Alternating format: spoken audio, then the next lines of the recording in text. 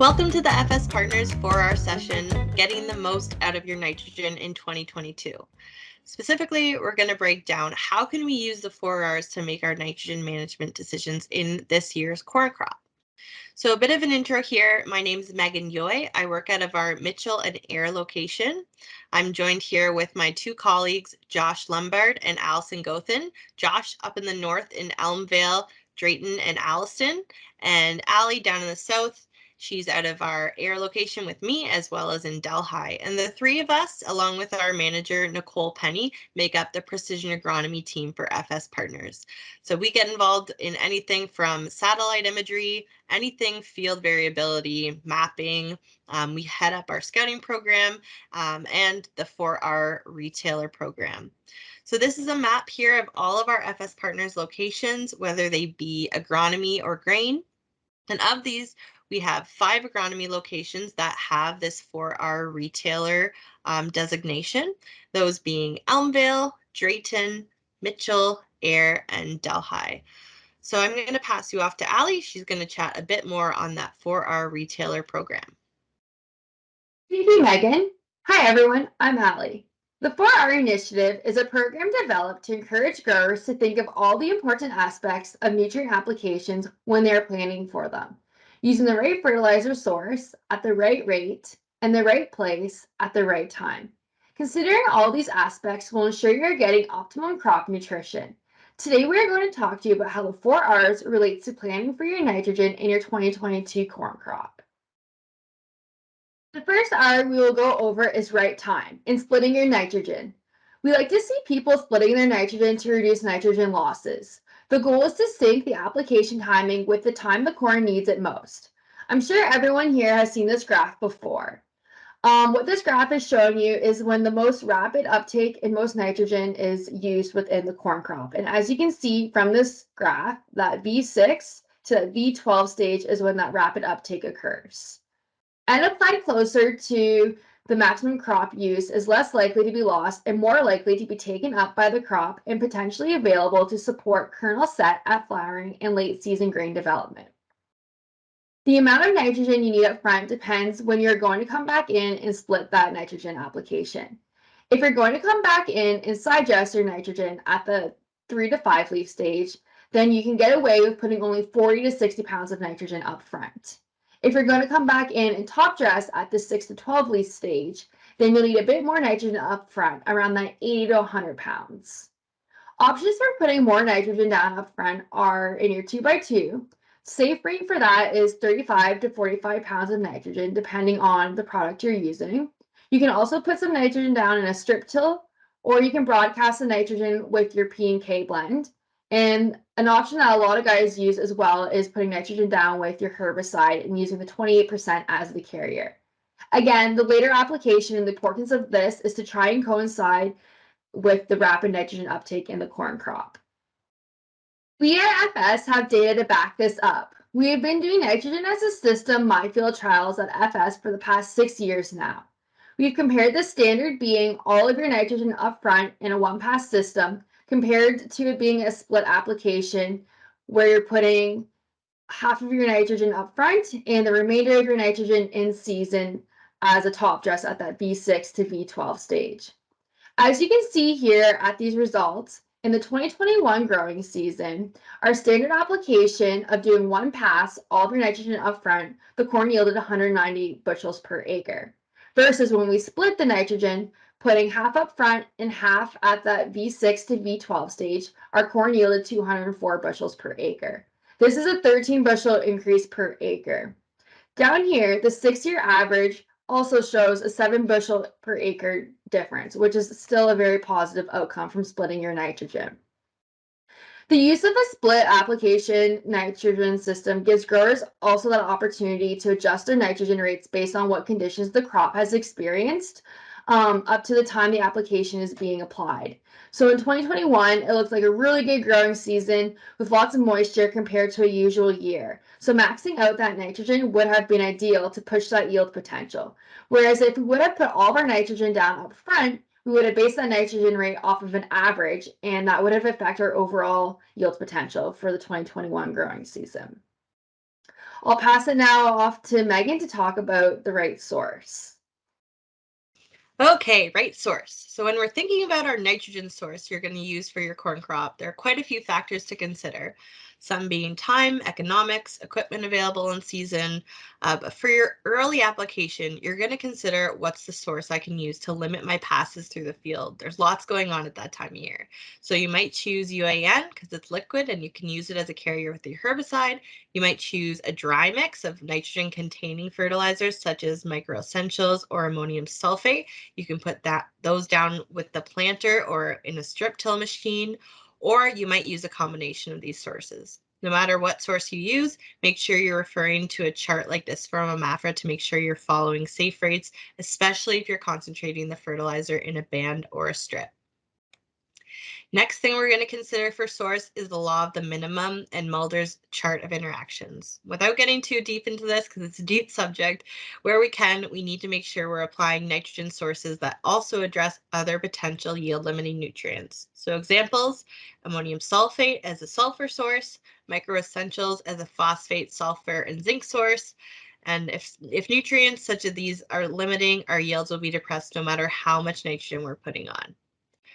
Third point, protect your investment, especially if we're planning on putting all of our nitrogen up front or planning a late split nitrogen application, we need a nitrogen source that's protected. So whether that be a source that is coated like Super U or a slow release product such as ESN, or maybe we can treat our source with a nitrogen stabilizer.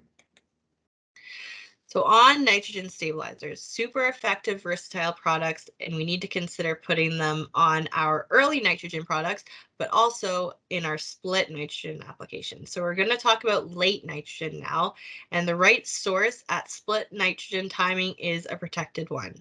So quick review of our nitrogen cycle, we can lose nitrogen in 3 ways, and different nitrogen stabilizers work at different parts of this cycle to make sure that your nitrogen stays in that place where it can be available for crop uptake.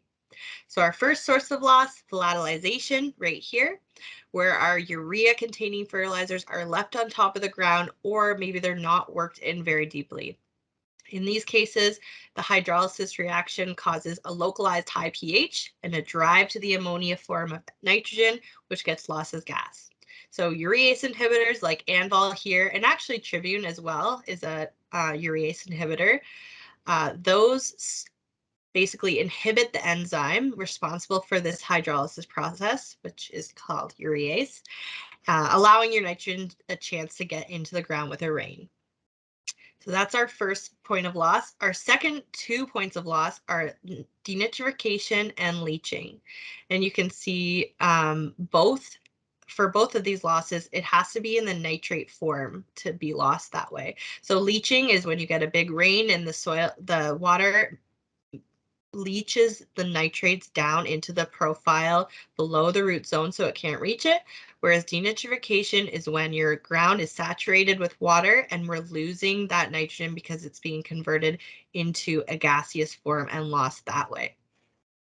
Either way, like I said, those happened in the nitrate form. So keeping the nitrogen in the ammonium form for longer is what is going to save us here and protect from below ground losses. So to help with both these losses, we use a nitrification inhibitor like Tribune, which slow this conversion of ammonium to nitrate. Those are the main 2 ways that we're going to protect our nitrogen with nitrogen stabilizers, and just some very common practical ways that you could use them. One being using Tribune in a 28% UAN application with a side dresser. It's usually an early application. You'll want to use this product, which protects from all 3 losses. Second would be using something like Anvol to protect your urea for a late top dress. Here you're applying in the rapid uptake phase, which is awesome. It's going to get used, but it doesn't get worked in. You're leaving it on top. So the greatest risk is above ground loss, and you need a urease inhibitor like Anvol to protect from volatilization. Lastly, when we're talking about the right source, we also need to talk about non-synthetic sources such as manure and nitrogen credits from previous crops. Typically, any credit like this we use as late available nitrogen, meaning it would reduce the rate of your later nitrogen application unless you've got high ammonium manure like hog manure. For manure, to feel confident in using your nitrogen credit, you need a good composite sample, ideally from when it was applied. You want to make sure you've calibrated your spreader so you know how much is going on. Make sure of when it was applied and when it was incorporated, and all these things will affect the nitrogen your manure is credited. Regarding perennial legumes such as red clover and alfalfa, make sure you're using a chart like this one in OMAFRA that helps quantify the nitrogen credit for these crops. So these are very important sources that we're making sure we need to take advantage of. That's all I have for right source. So now I'm going to pass you off to Josh, who's going to talk to us about right rate.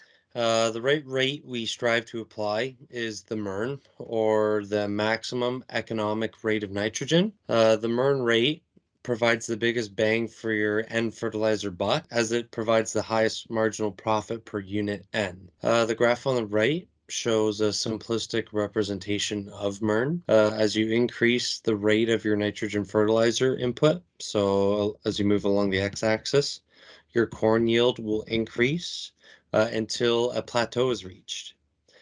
So MERN is typically the nitrogen rate at the beginning of the plateau. It's important to note that MERN isn't the same rate throughout the whole field.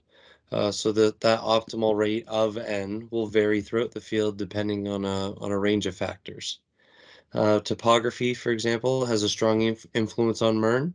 Lower or concave areas will tend to have higher organic matter levels, which will result in more mineralization. Also, these areas are where soil moisture will flow more often. So this is where more water is available to take up additional N. And that goes vice versa as well. So in higher areas or in convergent areas of the field, they typically have low organic matter and low soil moisture. Another factor, or a couple factors, soil texture and drainage are kind of closely related, as they will influence the hydraulic conductivity or the differential ability for the soil to transmit water. So this determines whether a soil is water limited or nitrogen limited. If you have a dry, sandy soil that is water limited, it doesn't make sense to apply more nitrogen to that area, as there's no water for it to be taken up. To get most out of your fertilizer dollar, matching the variability in MERN with a variable rate nitrogen fertilizer application can help drive profit and reduce losses. MERN rate can be tricky, but luckily, OMAFRA has done extensive research on long-term corn yield response trials to help us model MERN with the GoCorn.net corn N calculator. So essentially what they've done is they applied multiple rates of nitrogen fertilizer, typically 4 to 6 rates with a 0 N rate that is included. And they would then record the yield from each respective nitrogen rate to then plot a yield response curve, the one similar to what you see on the right. So they've done these tests across multiple years throughout a diverse set of growing conditions. And then they've compiled all this information and put it in this calculator. So here is where you can input your general region, soil classification, corn price, fertilizer price, previous crop heat unit, your starter nitrogen, and manure credits to help give you a ballpark figure of your MERN rate. In addition to the corn N calculator, there are other tools to help you find the right rate. So first, spend some time thinking about your N credits or your nitrogen supply. So without applying N fertilizer, how many units of N could be supplied to the crop from your soil? So N credits could come from organic matter, manure, cover crop incorporation, all these things can influence your optimal rate of nitrogen, or the MERN. The next helpful tool is using pre-side dress nitrate tests, or PSNT tests. These can help determine what the current nitrate supply in the soil is to help you determine how much you will need for your upcoming split and application. For example, a 360 soil scan machine is a rapid and effective way to test for soil nitrate levels. Using the corn end calculator will help you get a ballpark figure. However, every cropping system is different, especially, each farm's different, each field's different. So running your own MERN trial can help you determine the optimal N rate for your farm in the future. However, it's good to remember that GoCorn.net tool can help guide you in the right direction. Lastly, yield potential expectations can help you determine the nitrogen demand from your crop. So specific varieties will behave differently in terms of pushing yield potential.